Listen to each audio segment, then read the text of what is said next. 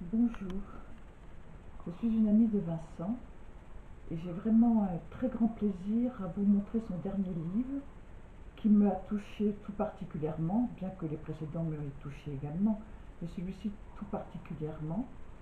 Voilà, j'ai rencontré Vincent, je dirais vraiment tout à fait par hasard, il y a quelques années, maintenant pas mal d'années d'ailleurs, par un dominicain. Voilà, donc Vincent m'a fait connaître, m'a parlé dès la première fois que je l'ai rencontré d'un personnage qui s'appelle Marilyn et que je connaissais même pas l'existence. Il faut avouer que sans Vincent, je crois que j'aurais jamais su qui était Marilyn. Depuis chacun de ces séjours à Nice, Vincent me parle énormément de Marilyn. Une fois si Marilyn à Jérusalem, une fois Marilyn justement avec les Dominicains à Nice, une fois même il a fait parler Marilyn avec mon chien Bibi, ce qui m'a effectivement beaucoup touché, qui était très amusant. Voilà, ce livre me touche d'autant plus que c'est un livre qu'il a écrit pendant que sa grand-mère était encore là, sa grand-mère Hélène. Et sa grand-mère vraiment était une sainte femme. Je pense que cette sainte femme a beaucoup influencé son petit-fils Vincent. Et c'est pour ça qu'il est si sensible aux anges et à une foi qui lui est propre, qui est un peu spéciale, c'est vrai, mais qui est une foi certainement profonde et vraie.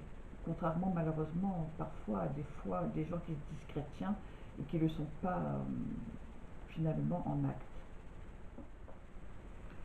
Voilà, Vincent aime beaucoup Marilyn et est très proche de Marilyn. Et à la fois, Vincent et moi, nous allons très souvent dans beaucoup d'églises. Et même j'ai emmené Vincent au sanctuaire de Notre-Dame de Laguet, où il a fait d'ailleurs la promotion de son livre. Et j'ai beaucoup de plaisir à parler avec Vincent de la foi, parce qu'il a une foi toute spéciale, à la fois la peur de Satan et une foi très profonde en Dieu vainqueur, bien entendu.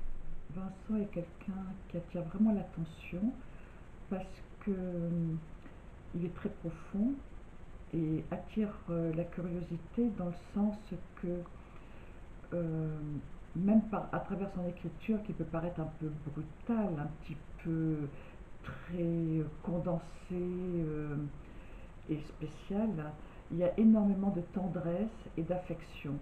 Donc Vincent qui est vraiment très grand, en fait finalement est quelqu'un de très fragile au niveau affection parce qu'il en demande énormément et en donne énormément.